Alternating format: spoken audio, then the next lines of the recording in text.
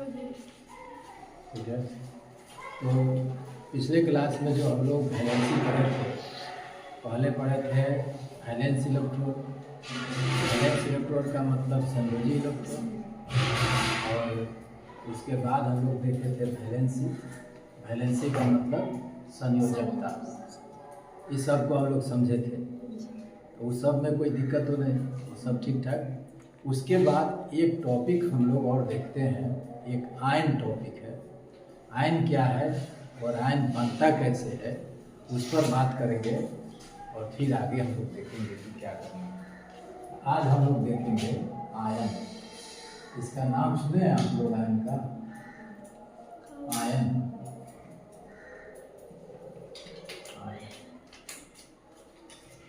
बोलिए। आयन आप लोग सुने हैं कि आयन क्या है, आयन किसको कहते हैं, आयन का मतलब क्या है, यह सब सुने हैं कि नहीं? यह सब अगर आपको वैलेंसी का आइडिया है, अगर आपको वैलेंस इलेक्ट्रॉन का आइडिया है, तो आयन समझना बहुत बड़ी बात नहीं है। आइए हम लोग आयन को समझते हैं। क्या है आयन में? एक कोई एग्जाम्पल लीजिए, जैसे हम लिए क्लोरीन। क्लोरीन का एटॉमिक नंबर कितना? इसका एटॉमिक नंबर होता है 17। कितना एटॉमिक नंबर? 17। परमाणु संख्या कितना क्लोरीन का? 17। यहाँ पर परमाणु संख्या हम लिख दिए 17। अब आपसे पूछें कि बाबू बताइए क्लोरीन में प्रोटॉन की संख्या कितनी है, क्या जवाब दीजिएगा? 17। बोलिए, जोर से बोलिए ताकि आप लोग का भी आवाज इसमें। तो प्रोटॉन की संख्या कितना? 17। ठीक है। जितना परमाणु संख्या होगा उतना ही प्रोटॉन की संख्या होगा। और प्रोटॉन 17 अगर होगा किसी एटम में, तो इलेक्ट्रॉन कितना होगा? 17। इलेक्ट्रॉन भी 17 होगा। इलेक्ट्रॉन भी 17। क्लियर हो गया? चलिए, अब इसमें जो 17 इलेक्ट्रॉन है उसका अरेंजमेंट कैसे है, वह 17 इलेक्ट्रॉन उस परमाणु में कैसे व्यवस्थित है, इसको हम लोग लिखते हैं इलेक्ट्रॉनिक कन्फिग्रेशन से। तो इसका इलेक्ट्रॉनिक कन्फिग्रेशन लिखेंगे मतलब इलेक्ट्रॉनिक विन्यास लिखेंगे। तो इलेक्ट्रॉनिक विन्यास भी आप लोग को पता है, कैसे लिखिएगा? 1s2 2s2, बोलिए 2p6 3s2 3p। अब कितना लिखे हम, थोड़ा इलेक्ट्रॉन जोड़ लीजिए। यहाँ पर 6 लिखिएगा तो 17 से ज़्यादा इलेक्ट्रॉन होगा। 2 2 4 6 10 2 12, अब 12 5 17। यहाँ पर 17 हो गया। ठीक है। जितना यहाँ पर इलेक्ट्रॉन है उतना ही इलेक्ट्रॉन यहाँ होना चाहिए। अगर इसमें लिखने में दिक्कत है तो एक क्लास और इस पर हम लोग ले लेंगे। अब यहाँ से एक सिंपल सा क्वेश्चन है, एक प्रश्न है एकदम साधारण सा, कि बताइए कि यहाँ पर यह जो क्लोरीन परमाणु है, उस क्लोरीन परमाणु का जो बाह्यतम कक्षा है, आउटर मोस्ट ऑर्बिट है, उस आउटर मोस्ट ऑर्बिट में कितना इलेक्ट्रॉन है? सबसे बाहरी कक्ष में कितना इलेक्ट्रॉन है? तो सबसे बाहर वाला कक्ष कौन है? 3। सबसे बाहरी कक्ष 3 है। क्या रोशन? सबसे बाहरी पहला कक्ष है, फर्स्ट ऑर्बिट। इस फर्स्ट ऑर्बिट में कितना इलेक्ट्रॉन?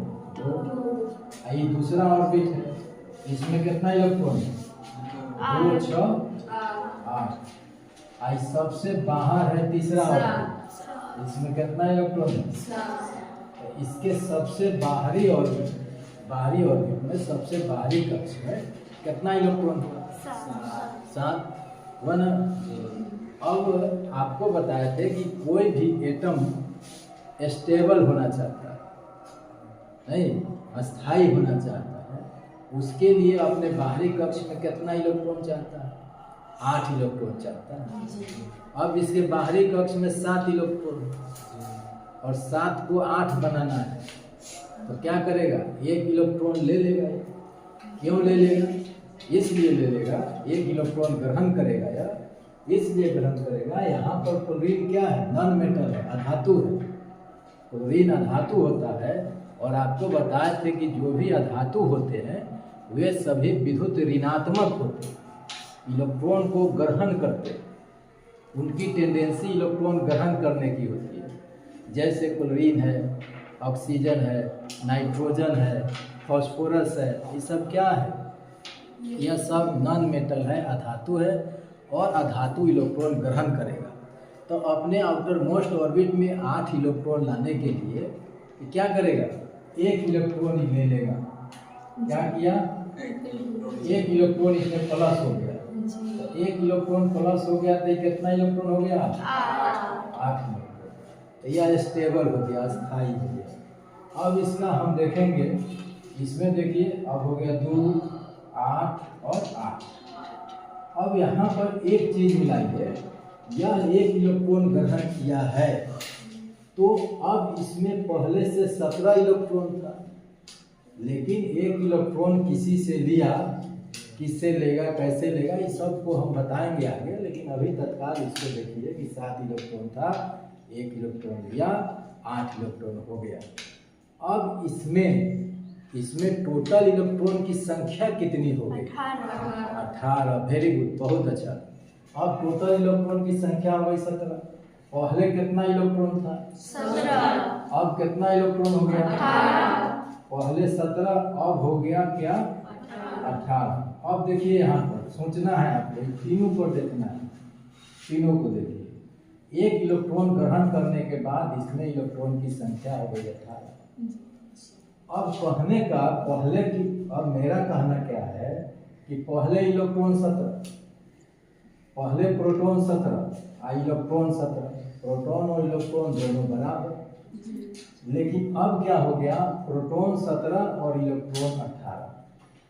ऐसा हो गया, 1 इलेक्ट्रॉन ग्रहण किया तो प्रोटॉन 17 हो गया और इलेक्ट्रॉन क्या हो गया? 1 इलेक्ट्रॉन ज़्यादा हो गया। नहीं, तो इलेक्ट्रॉन जो होता है, इलेक्ट्रॉन पर किस तरह का चार्ज होता है? प्लस चार्ज की माइनस चार्ज? किस तरह का आवेश होता है उस पर? पॉजिटिव होता है कि निगेटिव होता है? इसको समझना है। यह हमेशा निगेटिव होता है, इसको जानिए। उस पर माइनस चार्ज होगा, ऐसे होगा। प्रोटॉन होगा, उस पर प्लस चार्ज होगा, ऐसे होगा। ठीक है, तो 1 इलेक्ट्रॉन बढ़ गया इस पर। किस पर 1 इलेक्ट्रॉन बढ़ गया? क्लोरीन पर बढ़ गया। क्लोरीन पर पहले जो इलेक्ट्रॉन था 17, वह इलेक्ट्रॉन बढ़ के हो गया 18। इसका मतलब क्लोरीन पर एक माइनस चार्ज बढ़ गया, इलेक्ट्रॉन बढ़ गया। तो पहले क्लोरीन को हम लोग ऐसे लिखते थे, अब क्लोरीन को कैसे लिखेंगे? क्लोरीन तो लिखेंगे, लेकिन इस पर एक माइनस चार्ज बताएंगे कि इस पर एक माइनस चार्ज बढ़ गया, ऐसे। अब यह क्लोरीन परमाणु, पहले यह क्लोरीन का एटम हम बोल रहे थे। अब जैसे ही यह परमाणु, यह एटम चार्ज हो गया, इस पर आवेश चढ़ गया, इस पर प्लस या माइनस चढ़ गया, तब इसको हम कहेंगे कि क्या हो गया? आयन हो गया। आयन हो गया। बात समझ रहे हैं? जब किसी परमाणु पर कोई आवेश आ जाता है, तब उस परमाणु को हम लोग क्या कहते हैं? आयन कहते हैं। बात समझ रहे हैं कि नहीं? तो आयन 2 तरह का हो सकता है। एक ऋणायन हो सकता है, जिसको अंग्रेजी में हम लोग कहते हैं अनायन, और एक धनायन हो सकता है, जिसको कटायन कहते हैं। समझ रही हो प्रिया? चलिए समझिए इसको, एक एग्जाम्पल से और समझिए, आपको समझा रहे हैं। जैसे यहाँ दिख रहा है जी, यहाँ पर जैसे एक एग्जाम्पल हम ले लेते हैं मैग्नीशियम का। मैग्नीशियम, आप बताइए तो मैग्नीशियम धातु है कि अधातु है?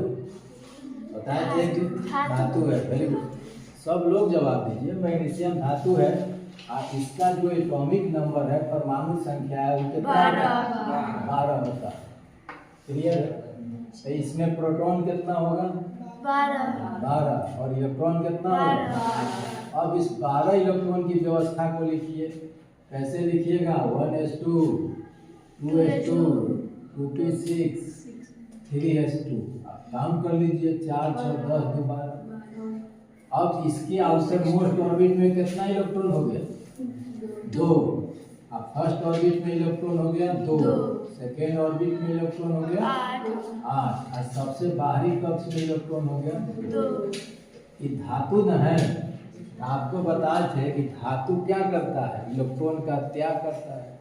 धातु विद्युत धनात्मक होता है, तो अपने बाहरी कक्ष में 8 इलेक्ट्रॉन लाने के लिए ये क्या करेगा, इलेक्ट्रॉन का त्याग करेगा। तो यहाँ पर जो बाहरी कक्ष में 2 इलेक्ट्रॉन है, उसका अगर यह त्याग कर दे, इस इलेक्ट्रॉन को छोड़ दे 2 इलेक्ट्रॉन को, तो इसके बाहरी कक्ष में 8 इलेक्ट्रॉन आ जाएगा, ठीक है, तब तो स्टेबल हो जाएगा। लेकिन जैसे ही 2 इलेक्ट्रॉन कोई छोड़ दिया, तब इसमें कितना इलेक्ट्रॉन बच गया, 8। पहले 12 था और 2 इलेक्ट्रॉन दे दिया किसी को, अब कितना इलेक्ट्रॉन, 10।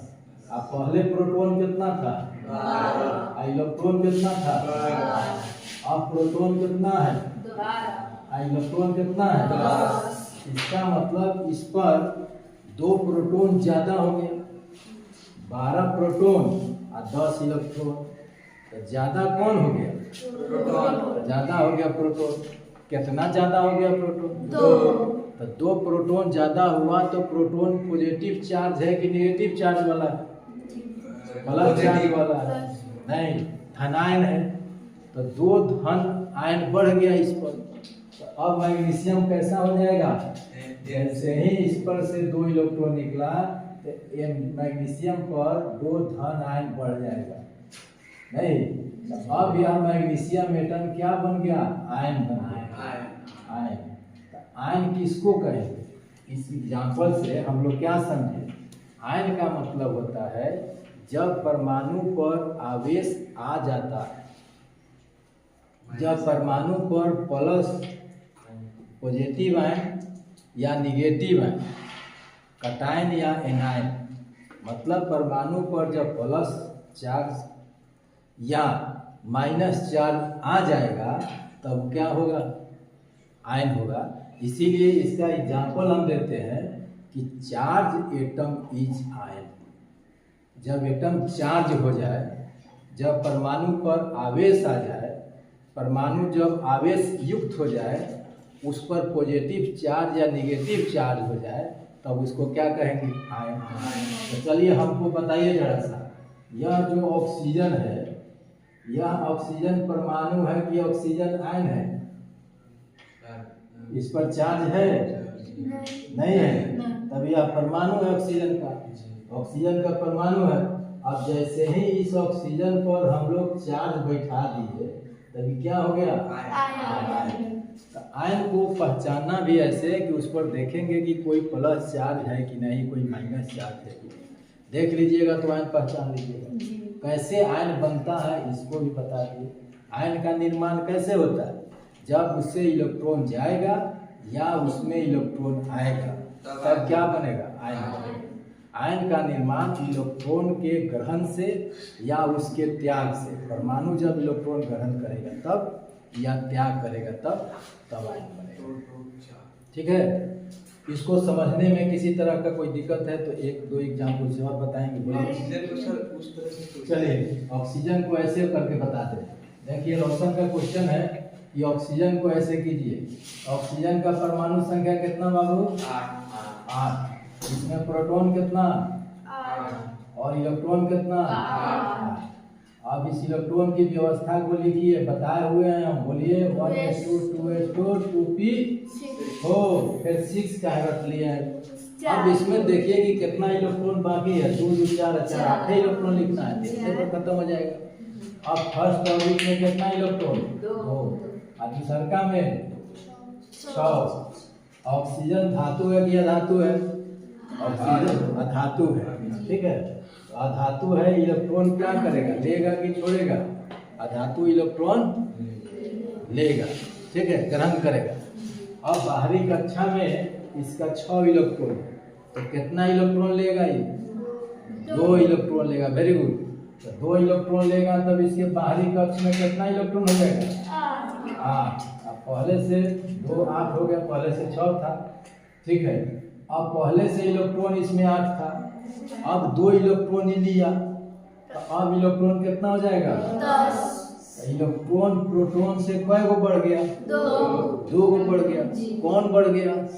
इलेक्ट्रॉन बढ़ा। तो इलेक्ट्रॉन माइनस चार्ज है नहीं, तो इस पर क्या होगा? अब इस ऑक्सीजन पर 2 गो माइनस चार्ज है। इसका मतलब हुआ कि 2 माइनस चार्ज का मतलब हुआ कि प्रोटॉन से 2 इलेक्ट्रॉन ज़्यादा है। तो अब इसको हम क्या कहेंगे? आयन कहेंगे। क्यों कहेंगे? कि चार्ज हो गया है, इस पर आवेश आ गया। आवेश युक्त परमाणु को हम क्या कहेंगे? आयन। आयन क्या है? आयन कैसे बनता है इसको हमने समझाया। आप लोग कितना समझे यह भी हमको बताइए। कितना समझे? कोई दिक्कत? ठीक है, दिक्कत होगा फिर समझाएंगे। ठीक है, देखने रहने दीजिए।